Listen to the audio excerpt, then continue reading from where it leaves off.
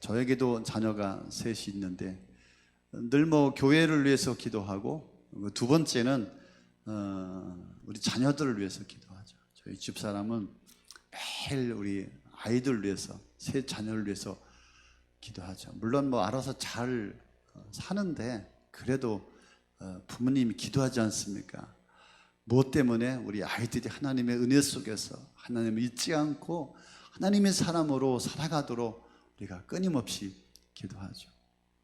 우리 큰아들이 1년 동안 취업을 못해가지고서 늘 속상했어요.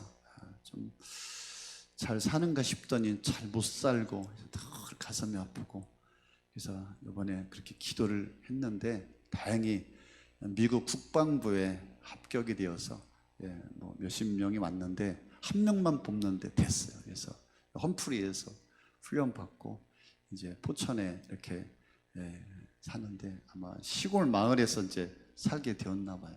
근데 뭐 며칠 전에도 만났는데 아버지 교회가 없다고, 교회를 가려면 의정부까지 뭐 1시간 이상 가야 되는데 어떻게 하면 좋겠냐고. 반가운 소리죠. 기쁜 소리죠. 뭐 교회를 찾고 있다는 거예요. 시골 마을에 작은 교회가 하나 있는데 마음이 안 들 것 같아요. 의정부까지 가야 된다 그래서 얼마나 기쁜지. 우리 둘째 아들도, 성결이도 영국에 유학 갔는데 좋은, 자랑은 아닙니다. 서울대는 한 뭐 세계에서 60위권인데 영국에 우리 성결이가 합격한 4군데, 뭐 UCL 여러 군데 했는데 다 세계의 뭐 8위, 6위 뭐 이런 등수 안에 유명한 대학입니다. 대학원입니다. 진짜 석사학위를 하는데, 제 친구도 영국에 선교사 있어서 친구 너 꼭 가서 예배해야 된다. 우리 권영선 목사님의 사촌 오빠가 뭐 맨체스터 웨스트민스터의 신학대학교 교수님이다. 근데 얘가 거기도 붙었어. 웨스트민스터 붙었는데 우리 딸도 늘 걱정. 야, 너 청년의 모임에 꼭 가야 되고 교회 봉사해야 되고 너 헌금해야 되고 맨날 우리가 가르칩니다. 세상에 사는 것은 뭐 알아서 살겠죠. 근데 우리가 걱정하고 염려하는 것은 우리 아이들이 믿음으로 살아갈 수 있겠냐라고 하는 것이죠. 하나님을 놓치지 않고 잃어버리지 않고 하나님을 섬기며 살아가는 것이 소중하고 중요하고, 이것을 늘 우리는 가르칩니다. 여러분, 우리 자녀들에 대해서 또 우리 한국이 얼마나 이 교육률이 높습니까? 얼마나 많은 재정을 쏟아붓고 얼마나 많은 우리 어머니들이 우리 아이들을 정말 잘 가르치려고 얼마나 몸부림치며 그 열정이 대단하지 않습니까? 세계 어느 나라보다도 가장 교육률이 강하고 최고의 교육을 시키고 있습니다. 그러나 여러분, 이런 어마어마한 이런 교육의 결과가 어떻습니까? 솔직히 말해 봅시다. 우리 자녀들이 정말 잘 크고 있다, 잘 컸다, 교육을 잘 받았다, 우리의 다음 세대가 기대가 된다, 이렇게 말하는 사람이 여러분 정말 얼마나 있을까요? 우리는 모두 다 우리 자녀들에 대한 안타kam과 불안함을 품고 살아가고 있습니다. 이렇게 가다간 우리 다음 세대가 어떻게 될까? 특별히 교회가 어떻게 될까? 이 자리에 앉아있는 우리 모두의 동일한 마음일 것입니다. 그래서 오늘 설교 제목이 무엇입니까? 그 길을 가르치면 그 길을 떠나지 않는다. 오늘 말씀해 보니까 6절에 마땅히 행할 길을 아이에게 가르치라. 그리하면 늙어서도 그것을 떠나지 아니할 것이다.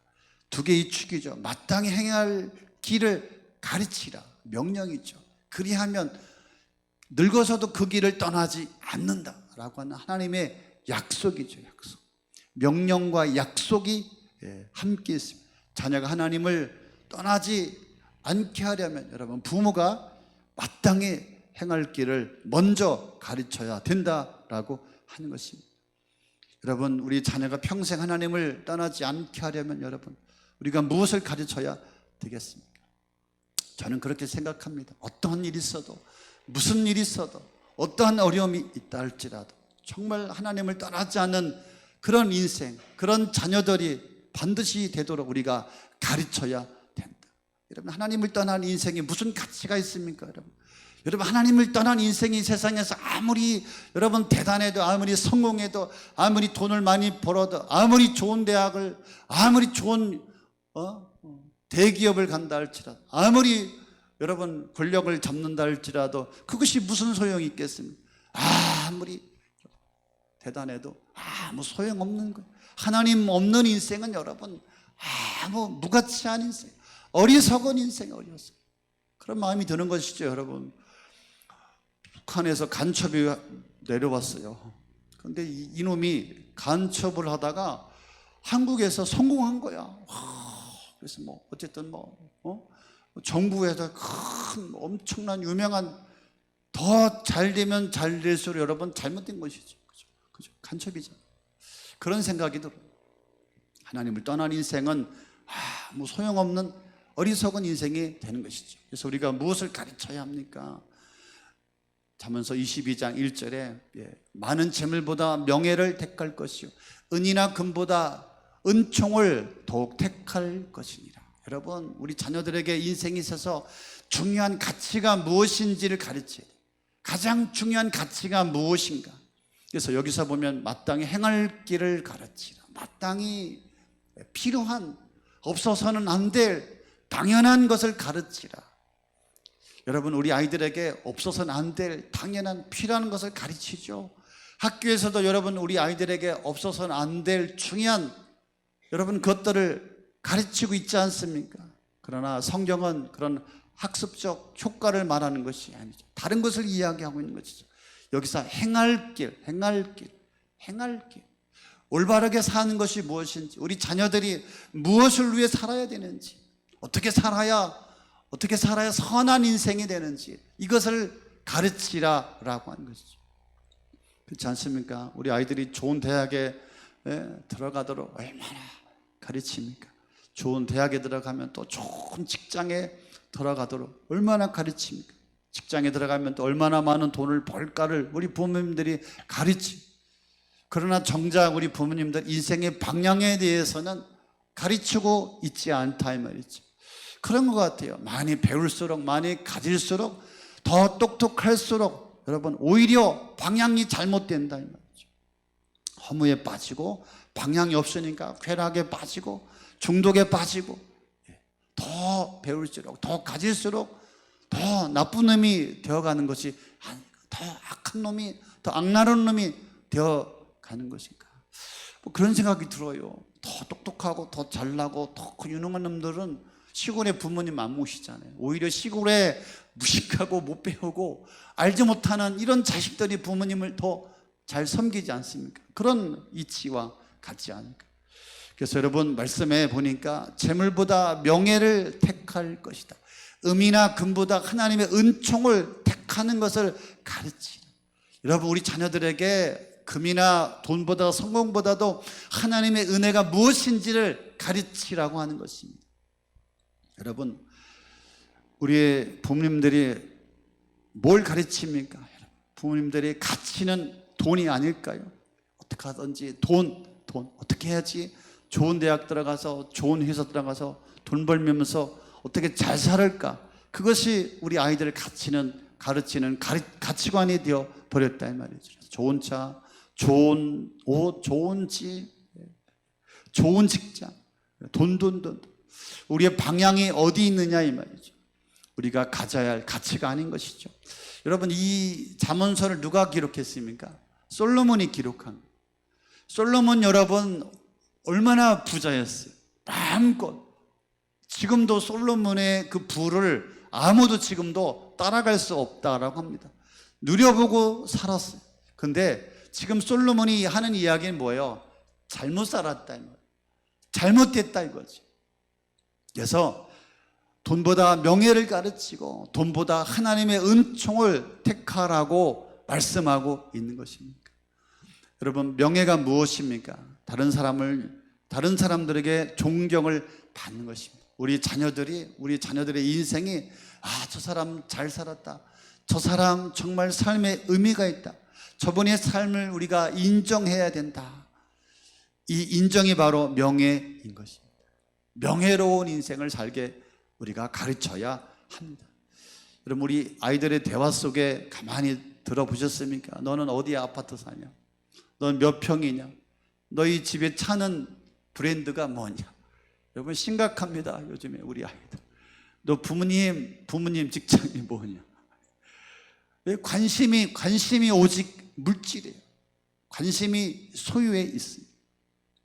그렇지 않습니까? 요즘에 강남에서 임대아파트 사는 사람들 통로를 막고 기존의 아파트 사람들이 다니지 못하도록 울타리를 만들었어요. 우리 모두가 뉴스를 통해서 알고 있습니다. 집으로 사람의 가치를 따지는 인생이 되었어요. 그것을 바라보고 성장하는 아이들은 어떻게 성장할까요? 물질로 사람을 평가하는 것이죠. 돈으로 사람을 평가하고, 그죠? 명품으로, 차로 사람을 판단하는 어리석은 인생들이 만들어져 가고 있는 것이죠. 여러분, 그렇습니다. 중요한 가치가 무엇인지를 가르쳐야 합니다. 존경받는 하나님의 사람으로, 하나님의 명예를 지키며 살아가는 인생으로 우리 아이들을 가르쳐야 합니다. 은이나 금이나 성공이 아니라 하나님의 은총을 받고 하나님의 은혜를 받고 살아가는 것이 무엇인지를 우리 자녀들에게 뼈저리도록 우리가 가르쳐야 이것이 중요하다라고 하는 것입니다. 하나님 안에서 하나님의 은총을 받고 존경함을 받고 명예로운 삶, 거룩한 삶, 영광스러운 삶을 살도록 우리가 가르쳐야 합니다. 누가요? 우리 부모님. 우리 부모님이 그런 삶을 살아가야 하며 또한 우리 자녀들에게 당연히 가르쳐야 합니다. 우리 자녀들을 우리 교회 학교에 다 맡기지 마시기 바랍니다. 자기는 막 우리 교회 학교에 자기 자식을 다 맡겨놓고 우리 강무사님이, 우리 선생님들이, 목사님이 다 가르쳐 줄 것이라고 착각합니다. 여러분, 착각입니다. 여러분, 가정에서 부모님들이 우리 자녀들에게 삶을 통하여서 무엇이 가치가 있는지를 반드시 정확하게 가르쳐 주어야 합니다. 그렇지 않습니까? 부모는 자녀에게 모든 것들이 투영이 되는 거예요.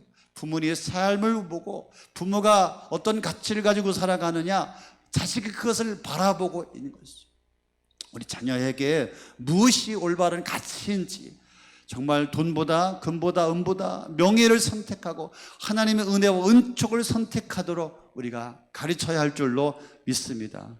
두 번째, 여러분, 우리 자녀들에게 무엇을 가르쳐야 합니까? 2절, 3절, 7절에 보니까 무엇이 더 중요한지를 분별하도록 우리가 가르쳐야 합니다. 가난한 자와 부한 자가 함께 살거니와 그 모두를 지으시는 이는 여호와이니라.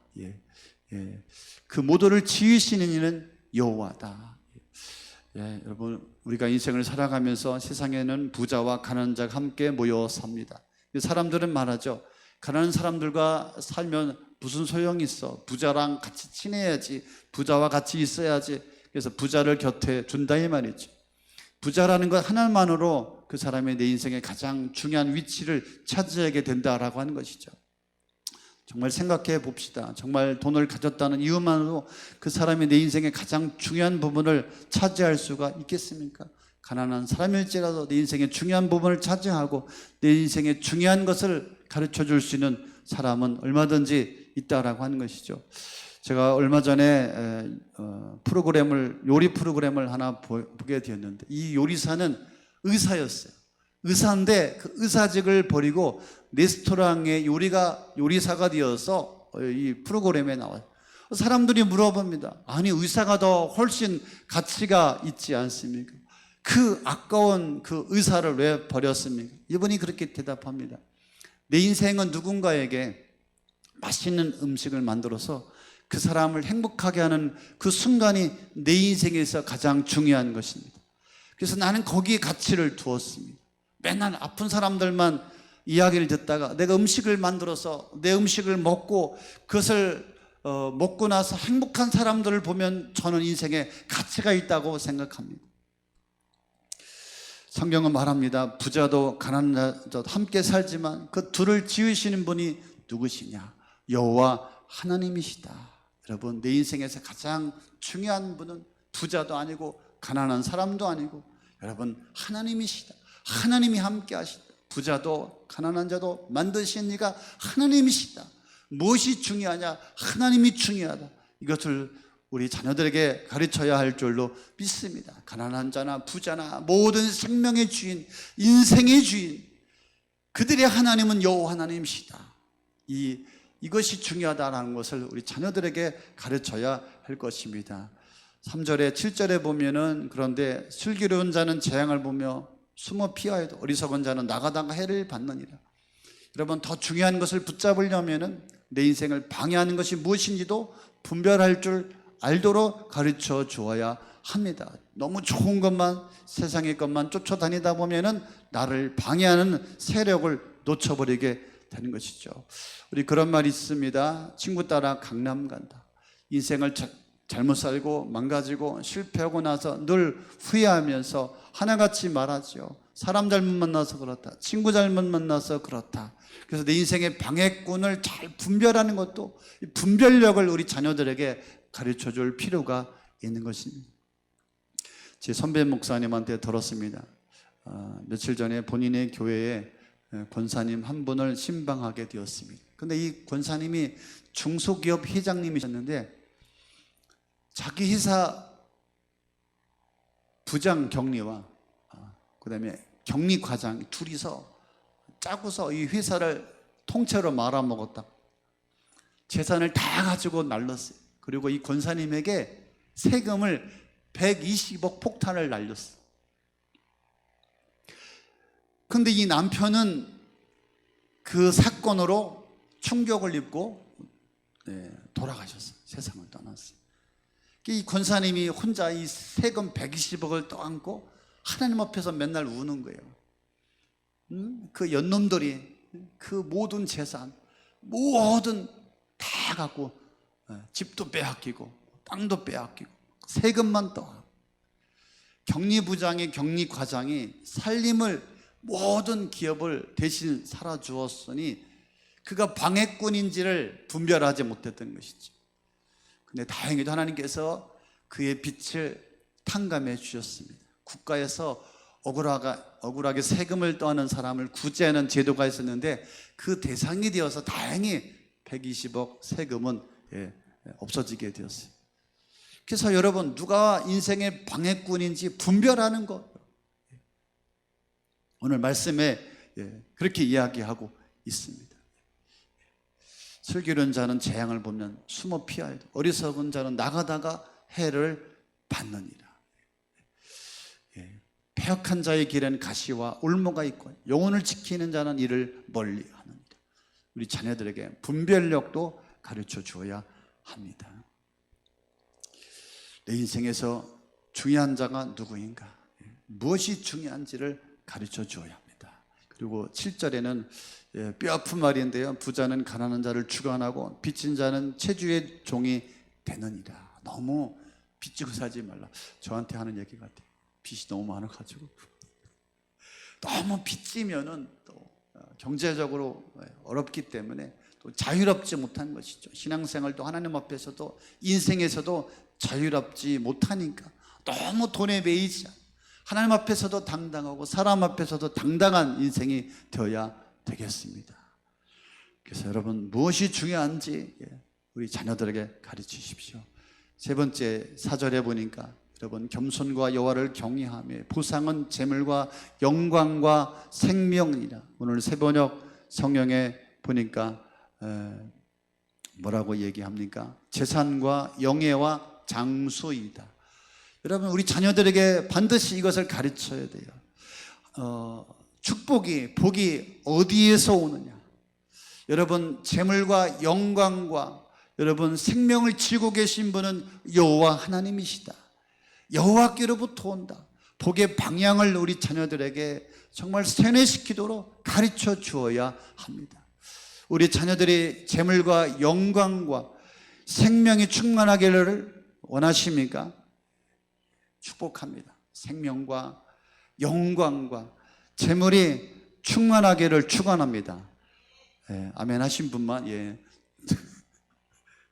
재물과 그 다음에 영광과 생명이 충만한 우리 자녀들이 될지어다. 축복합니다. 아멘, 아멘. 그래서 성경은 조건을 제시하죠. 이런 복을 어떻게 주신다고요? 겸손함을 가르쳐야 합니다. 또 하나는 여호와를 경외함을 가르쳐야 합니다. 겸손하다, 자기를 낮추는 태도가 아닙니다.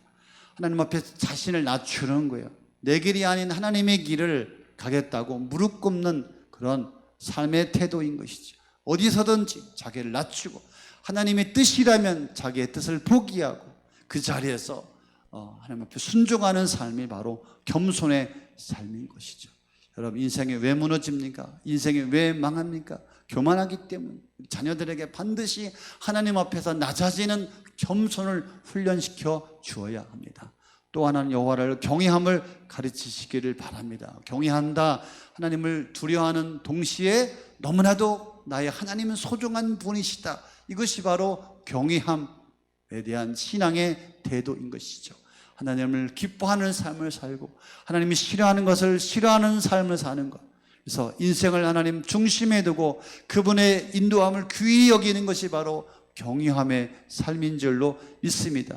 이 두 가지가 인생에 뿌리 내릴 때 우리 하나님께서는 세 가지의 열매를 주신다 이 말이에요. 재물과 영광과 여러분 생명을 주신다. 여러분, 하나님께서 주시는 물질적인 풍요를 누리며 우리 자녀들이 살아가야 할 줄로 믿습니다. 속여서 사기쳐서 그 악한 그런 것이 아니라 하나님께서 주시는 재물의 복을 우리 자녀들이 누리며 살아가야 할 줄로 믿습니다. 하나님 복 주시는 우리의 자녀들의 인생이 되어야 할 줄로 믿습니다. 아멘. 영광의 인생의 삶을 살아가야 할 줄로 믿습니다. 사람 앞에서도 영광을 받고 하나님 앞에서도 존귀함을 받는 인생을 우리 자녀들이 살아가야 할 줄로 믿습니다. 생명은 여러분 장수가 아니라 하나님 안에 감추어진 생명, 이 땅의 건강뿐만 아니라 영원히 하나님과 동행하는 장수, 생명의 삶을 우리 자녀들이 살아가야 할 줄로 믿습니다. 지혜로운 부모는 여러분 이 복된 길을 먼저 자기가 걸어가는 것이죠. 그리고 그 길을 우리 자녀들에게 알려주고 가르쳐주고 교훈하고 양육하는 것이죠. 그래서 슬기로운 부모는 자녀가 복받지 못하는 길을 걸어가는 것을 막는 것이죠. 재앙의 길을 피하도록 가로막는 것이죠. 이것이 가장 위대한 부모의 역할인 것이죠. 여러분, 그래서 세상이 주는 복이 아니라 하나님이 주는 복을 사모하도록 우리가 가르쳐야 할 줄로 믿습니다. 재물과 영광과 생명이 충만한 우리의 자녀가 되어야 할 줄로 믿습니다. 우리 부모님들이 그것을 마음에 품고 반드시 훈육하고 가르치시기를 바랍니다. 오늘 말씀을 가지고 적용을 한번 해보겠습니다. 참 우리는 다음 세대라고 말하는데 다음 세대가 아니라 다른 세대가 지금 오고 있습니다. 우리 사회 현실이 그렇습니다. 교회 안에 현실이 그렇습니다. 신앙으로 잘 다듬어진 다음 세대를 우리가 키워야 되고 또 그렇게 세워가야 되는데 정말 감당할 수 없는 다른 세대들이 다가오고 있습니다. 비전이 없는 세대들입니다. 비전이 없는 세대들. 문제 앞에서 그 문제를 해결할 에너지가 없다 이 말이에요. 그냥 문제 앞에서 좌절하고 무너지고 실망하고, 그래서 수많은 젊은이들이 그냥 자살하고 술에 빠지고 위기관리 능력이 없는 그런 자녀들로 전락하고 있습니다. 또한 지나치게 자극적인 세대입니다. 조금만 자극이 없어도 견디지 못하는 그런 세대, 중독의 세대입니다. 정말 밑바닥에서 술 취하고 방황하고 정말 헤매는 젊은이들이 얼마나 많습니다. 요즘에 마약하는 젊은이들이 많대요. 젊은이가 막 30대가 막 마약을 해서 TV에 나오지 않습니까? 막 다리에서 막 떨어져서 죽고요. 차로 갖다 들이받고 죽고요.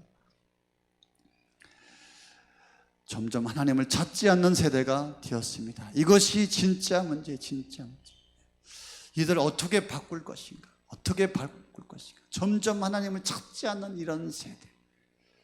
정말 너무나 나약한, 옛날엔 그런 말이 있지 않습니까? 개천에서 막 용났다, 개가 천선했다, 이런 막 영웅담이 많이 나오는데 요즘엔 우리 아이들 너무나 허약하고 정말 하나님을 떠나가고 하나님을 잃어버리고.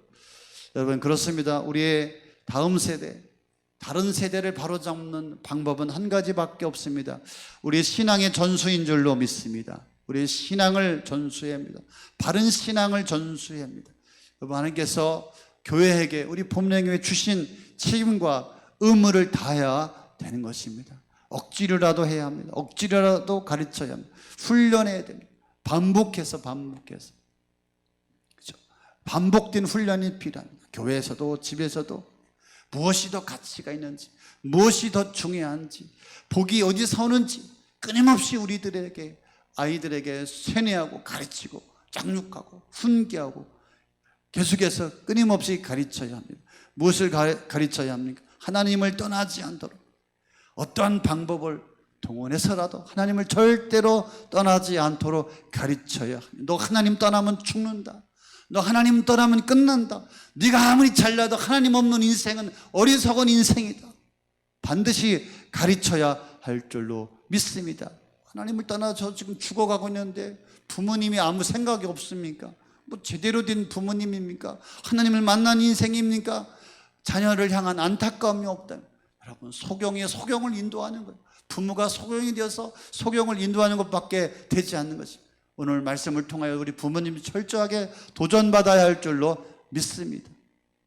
여러분, 그렇습니다. 하나님을 떠난 인생은 아무리 세상에서 돈 많이 벌고 성공하고 아무리 높아질지라도 여러분, 아무것도 아니다. 어리석은 인생이다. 비참한 인생이다.